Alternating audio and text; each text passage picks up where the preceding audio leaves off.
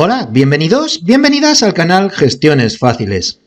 Para cobrar una prestación, una pensión de la Seguridad Social del modo contributivo, debes haber cotizado un mínimo de tiempo y así poder beneficiarte de una cuantía superior a las que se entienden como no contributivas. En este vídeo te vamos a hablar de los periodos mínimos de cotización para poder cobrar una pensión de jubilación, también una pensión de viudedad, de orfandad, la prestación por nacimiento y cuidado del menor, y también qué periodos mínimos de cotización debes acumular para poder obtener, para poder cobrar una pensión de incapacidad permanente en sus distintas modalidades, parcial, total, absoluta o gran invalidez.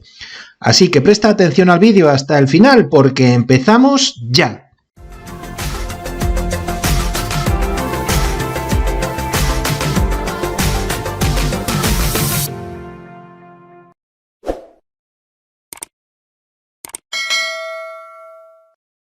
Como ya sabéis, los que habéis visto los anteriores vídeos de cotizaciones, de jubilación y de las distintas prestaciones de la Seguridad Social, para cobrar una pensión contributiva necesitas haber cotizado un número de tiempo, bien en días o bien en años, mínimo para poder acceder a ese tipo de prestación. En este vídeo os vamos a hablar de la jubilación, de la incapacidad, de la viudedad, de la orfandad, de la prestación por nacimiento y del cuidado del menor. ¿Cuáles son los periodos mínimos de cotización para el acceso a estas prestaciones de la Seguridad Social?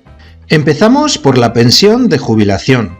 Por regla general, el tiempo mínimo que es necesario cotizar para poder acceder a una pensión de jubilación contributiva es de 15 años, de los cuales al menos 2 deben estar comprendidos dentro de los 15 años inmediatamente anteriores al momento de causar el derecho. Vamos a poner, por ejemplo, que llegamos y tenemos derecho a jubilarnos a los 65 años. Pues al menos hay que tener 15 años cotizados, de los cuales desde los 50 hasta los 65, 2 de esos deben estar comprendidos dentro de ese periodo de tiempo. Ahora bien, si solamente hemos cotizado 15 años, tendremos derecho a un 50% de nuestra pensión. Se calcula dividiendo el importe de la base de cotización del trabajador durante el mes anterior a la prestación entre el número de días a los que se refiere la cotización. Conforme se van aumentando los meses de cotización, se va teniendo derecho a un tanto por ciento superior a ese 50% de la pensión que vamos a cobrar. No obstante, si la cuantía final es inferior a la pensión mínima de jubilación, se va a completar, se va a aumentar por el denominado complemento a mínimos, hasta alcanzar el importe señalado para cada año. A efectos de acreditar el periodo mínimo de cotización, debemos tener en cuenta que solo se computan las cotizaciones efectivamente realizadas o las asimiladas a ellas, como por ejemplo cuando estamos en un periodo de baja. Por otro lado, no se tendrá en cuenta la parte proporcional correspondiente por las pagas extraordinarias.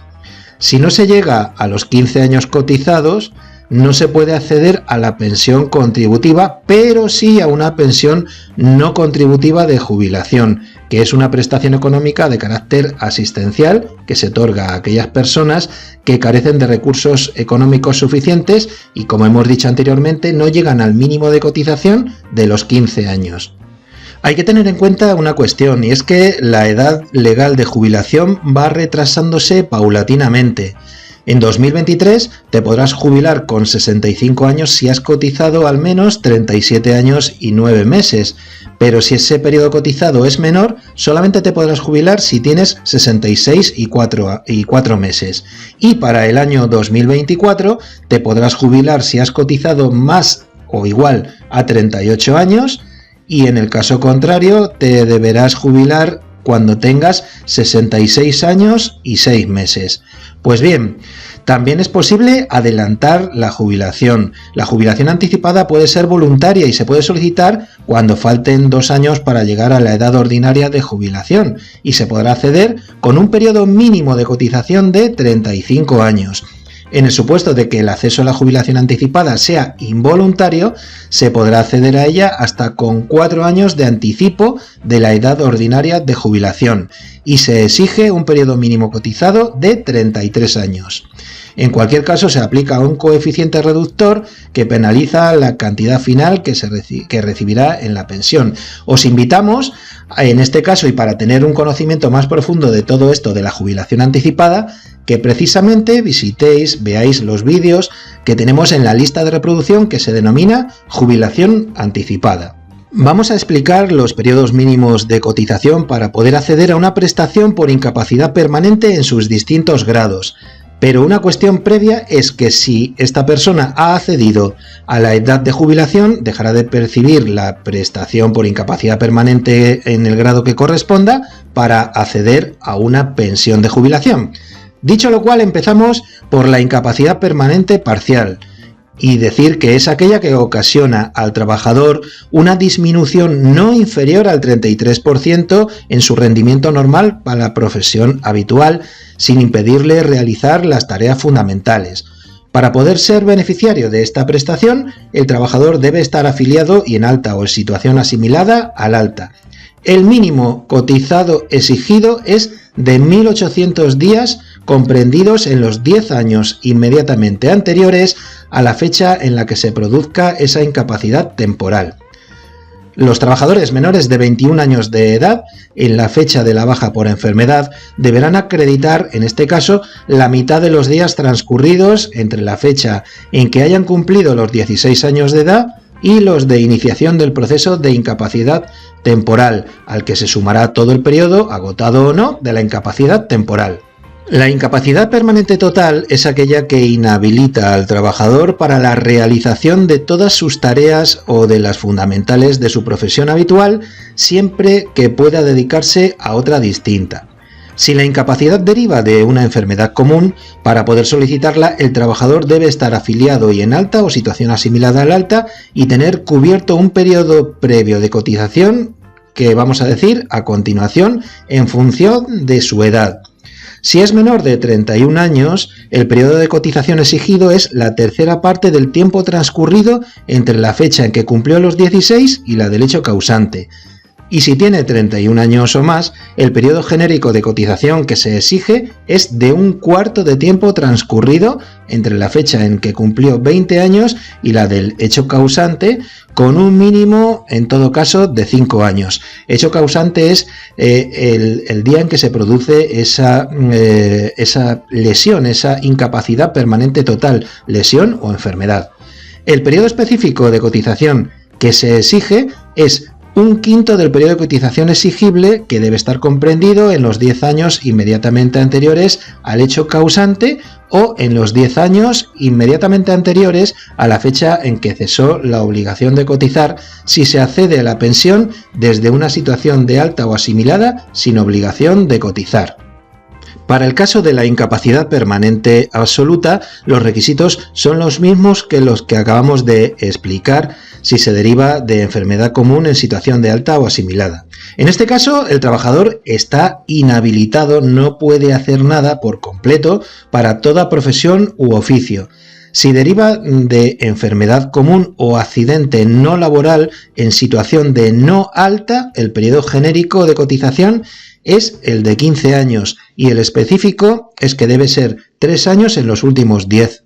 Se entiende por gran invalidez cuando los trabajadores han sufrido pérdidas anatómicas o funcionales y necesitan la asistencia, la ayuda de otra persona para los actos más esenciales de la vida, como puede ser, por ejemplo, vestirse. Se exige los mismos requisitos que en la anterior prestación, con la diferencia de que su importe será mayor porque requiere de un complemento destinado a remunerar a la persona que atiende a ese beneficiario que se encuentra con gran invalidez. Ojo, cuando la incapacidad se derive de accidente de trabajo o enfermedad profesional, los trabajadores se consideran de pleno derecho afiliados y en alta, aunque el empresario haya incumplido sus obligaciones. Y además, no se exige periodo previo de cotización si la incapacidad deriva de un accidente, sea o no laboral, o de una enfermedad profesional. Prestación por nacimiento y cuidado del menor. Estas prestaciones se consideran como situaciones protegidas y abarcan tanto los descansos como los permisos. Los requisitos necesarios para poder recibir esta prestación son estar afiliado y en alta o en situación asimilada al alta y tener cubierto un periodo mínimo de cotización que varía en función de la edad. Por ejemplo, si la persona que lo solicita tiene menos de 21 años de edad, no se exige ninguno de esos requisitos que hemos explicado anteriormente. Si ya se han cumplido y son menores de 26 años, se exige haber cotizado 90 días dentro de los 7 años inmediatamente anteriores al momento del inicio de descanso o alternativamente, y 180 días a lo largo de su vida laboral con anterioridad a dicha fecha. Los días suben a 180 y a 360 días respectivamente si el trabajador ya ha cumplido los 26 años de edad. Vamos a ver ahora la pensión de viudedad y de orfandad como consecuencia de las prestaciones de la seguridad social por muerte y supervivencia. Decir que estas prestaciones están destinadas a compensar la situación de necesidad económica que produce para determinadas personas el fallecimiento de otras, es decir, si muere el marido para no dejar desprotegida a la mujer o al contrario, y si tiene hijos pues para no dejar desfavorecidos, desprotegidos a los hijos hasta que alcancen una determinada edad. Para poder generar derecho a una pensión de viudedad o de orfandad, el fallecido debe estar o debía estar en el régimen general de la Seguridad Social, afiliado y en alta o en situación asimilada al alta, además de reunir un periodo mínimo de cotización exigido. Si el fallecimiento es debido a enfermedad común, el número de días cotizados debe ascender a 500 dentro de un periodo ininterrumpido de los 5 años inmediatamente anteriores al fallecimiento o a la fecha en que cesó la obligación de cotizar si el causante se encontrase en situación de alta o asimilada sin obligación de cotizar. No obstante, se suprime el requisito de cotización para las prestaciones de orfandad si al fallecer el causante éste se encuentra en alta o en situación asimilada al alta. Si el fallecimiento es como consecuencia de un accidente, sea o no de trabajo, o de una enfermedad profesional, no se exige ningún periodo previo de cotización, como tampoco se exige ningún periodo previo de cotización para el denominado auxilio por defunción, que son los gastos que puede acarrear el sepelio del fallecido. Las personas que en la fecha del fallecimiento no se encuentren en alta o en situación asimilada a la del alta, causarán derecho a la pensión al correspondiente beneficiario siempre que reúnan un periodo mínimo de cotización de los 15 años. Si quieres estar al día de todo lo que ocurra en torno al mundo de las pensiones, si todavía no lo estás, te invitamos a que te suscribas a Gestiones Fáciles. Lo puedes hacer ahora pinchando en el logotipo que aparece abajo a la derecha. Es gratis, al igual que lo es el pinchar en la campana para que YouTube te avise de cuando publicamos un nuevo vídeo. Si te ha gustado este contenido, te pedimos tu apoyo con un like y también te pedimos que compartas el vídeo en tus redes sociales para poder ayudar a otras personas. Sin más, te deseamos lo mejor y nos despedimos hasta el siguiente vídeo.